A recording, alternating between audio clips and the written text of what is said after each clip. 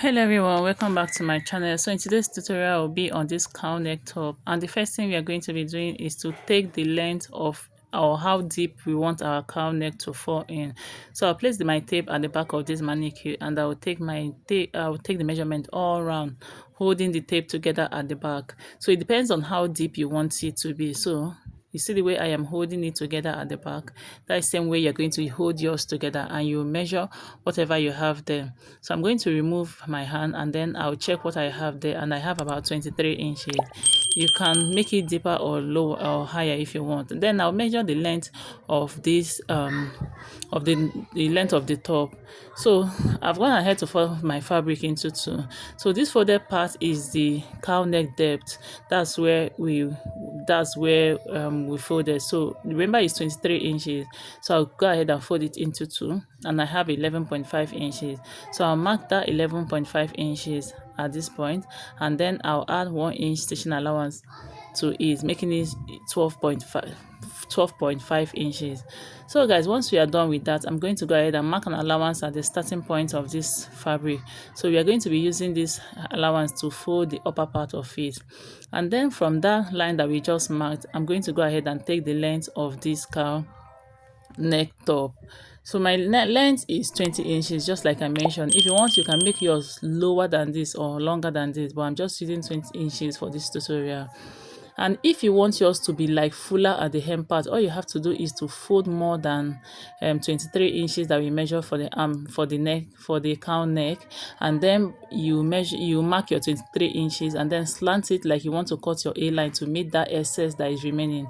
I don't know if you guys could understand, so I'll try to put a description of what I am trying to say. So I added my stitching allowance and then I cut it out. So what I'm doing is to make a notch so that I'll know where I have my upper body. So that's what I just marked now. So once I'm done with that, I'm going to go ahead and hem the neckline of this fabric. So I folded it into two and I stitched down all the way to the end. So guys, this is what we have at this point. So the next thing we're going to be doing is to hem the two sides and also hem the lower part of this top. So I'm just folding it into two and stitching it down. You can just serge and then fold once, whichever that works for you. So guys, this is what once we are done with that, we are going to go ahead and cut out the strap for this. So this strap depends on how much fabric you want to have at the end of it. So I have about 10 inches, and then it's going to be two for the neck and then two for the waist. So I'll fold it into two and then fold at the center, and I'll stitch all the way to the end. So I'm going to be cutting it into two to serve as two pieces. So guys, this is what we have at this point. I am done stitching it down, so we're going to go ahead and attach our rope to this. So for the rope at the upper side of it, you're going to be attaching it at the end points of these tops. Please don't forget to subscribe if you haven't already. Join the family and share my videos to family and friends. Don't forget to give me a thumbs up if you find value in this video. So I'll go ahead and place it this way, outward from the body at the wrong side of this top. I'll pin this down. You can as well stitch it down without pinning it down, but I like pinning this down so it's easier for me.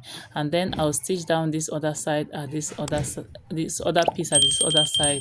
I'll pin it down as well. And then for the hem side of it, I'm going to come up by about 6 inches. At the while I was making this video, I did 4 inches, but when I during the fitting, I found out that 4 inches wouldn't work. So 6 inches should serve as a better way so that it's going to stay towards the hip. I'll go ahead and pin it down and then stitch down all round, stitch down at every piece of this strap that we added. So guys, once we are done with that, we are going to go ahead and wear it, and this is what we have at the end of the day. And I hope you find value in this video. Don't forget to give me a thumbs up, share my videos, family and friends, and I will see you in my next tutorial. Thank you so much for watching.